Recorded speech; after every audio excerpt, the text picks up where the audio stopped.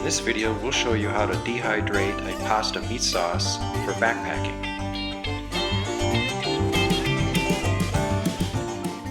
Our journey begins with the local Mega Mart. We pick up our spaghetti sauce. I use the cheapest I can possibly find. Then I buy at Costco ground bison, which is very low in fat, and angel hair pasta. Last but not least, a jar of Parmesan cheese, about 1 ounce per serving. First step in making our spaghetti is to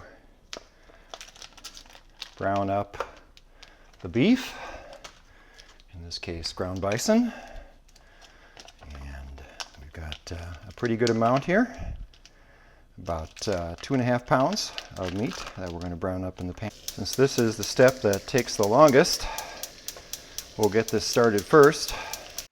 Continue to brown the meat and break it up into small chunks until the meat just has a shade of pink remaining in it. You don't want to overcook it because then it'll be difficult to rehydrate and it gets hard as a rock. Our next step is to drain the meat.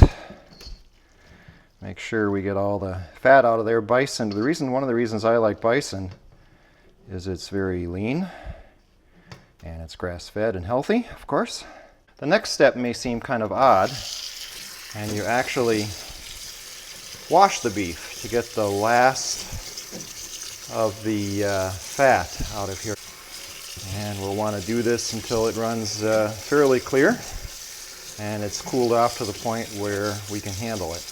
This tray has kind of a netting in it, or liner, that'll prevent fine particles from falling through.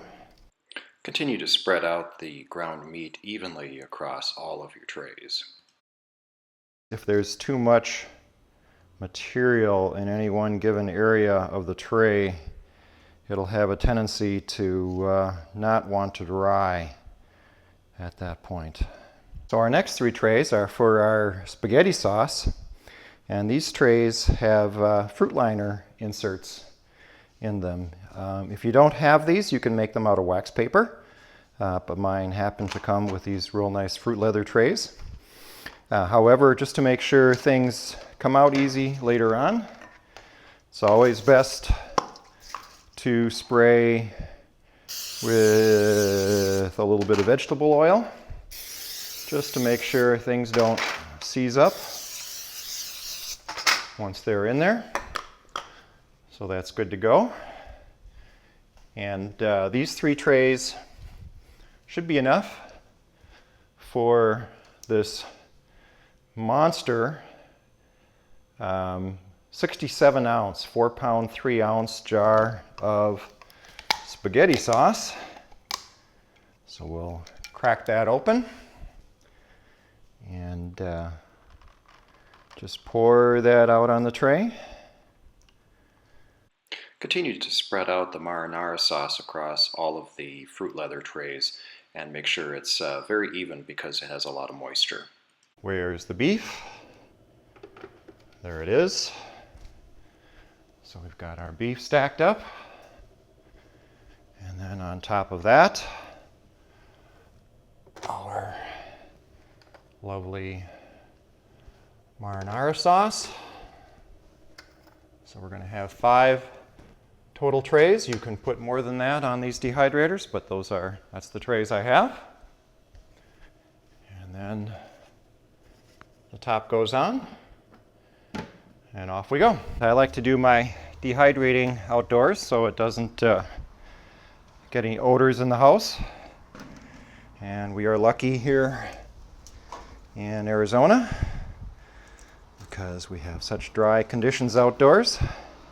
And there we go, plugged in, and off we go dehydrating. So my dehydrator happens to have a temperature setting on it, and in this case I'm dehydrating at 125. So next morning, let's see what we've got. Spaghetti sauce looks nice and dry. So we know areas where it's soft. That's good. crumbly. We're good to go. We're about 20 hours later, and everything looks nice and dry. Here's our nice beef crumbles. And we're going to go ahead and take those off of the trays. Helps to have something to catch them in. They have a tendency to have a mind of their own as they bounce off these trays. Obviously, I don't need a bowl this big to hold them, but just to get them off the tray, it's works pretty well.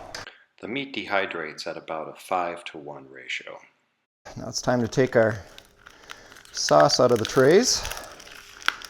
And because we use that nice Pam vegetable spray, these actually come out pretty darn easy in one big sheet. There's spaghetti sauce, believe it or not. Continue to remove the spaghetti fruit leather from the trays. Don't worry about breaking it into pieces because we're going to grind it up.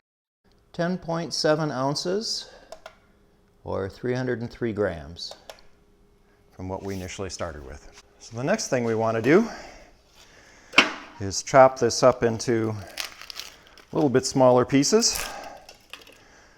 Continue to process the spaghetti fruit leather until it's in reasonably small chunks. It doesn't need to be a powder or anything. That looks pretty good. It's time for final meal assembly. So I'm going to take a quarter of each package of spaghetti. I like to assemble multiple meals at the same time. It just gives me economies of scale and makes cleanup easier. And we have our meat and our sauce. That'd go in a small sandwich bag. That goes in there. The reason the meat and the sauce are packaged separately is they will be rehydrated on their own. The pasta will be cooked separately. A little bit of Parmesan cheese to go in there, as much or as little as you like. And that goes in the baggie. I've tried taking large chunks of Parmigiano Reggiano cheese with me on backpacking trips, but it just does not hold up very well. And there we go. We've just made up 4 meals for the trail.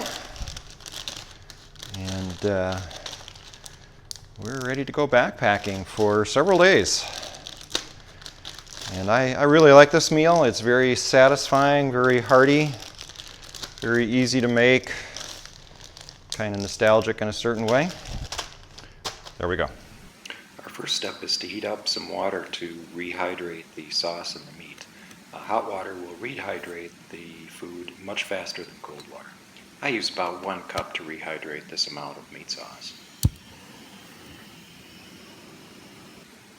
Next step is to add the hot water to the dehydrated meat and tomato sauce in the freezer bag. I transferred the vegetables and the meat into the freezer bag to make it easier to clean up afterwards. Then I put it into my jet boil, which is insulated. That helps keep the rehydrating food hot.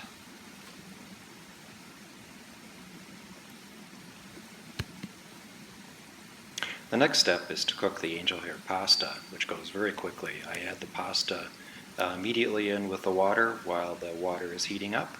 And then as soon as it comes to a boil, I turn it off and just let it steep in the boiling hot water for about 5 minutes, and it's ready to go.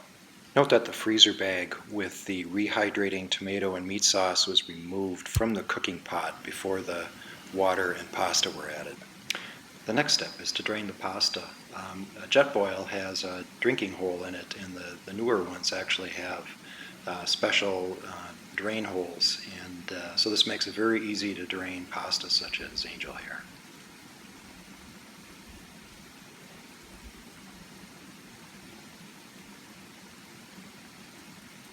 The next step is to add the drained pasta to the sauce that's already in the freezer bag. Once I have everything in the freezer bag, I put it into the jet boil to sit for just a couple minutes and let the sauce soak into the pasta a little bit and the flavors to mellow. Then I add a little bit of olive oil to taste. Then we add in our little package of Parmesan cheese.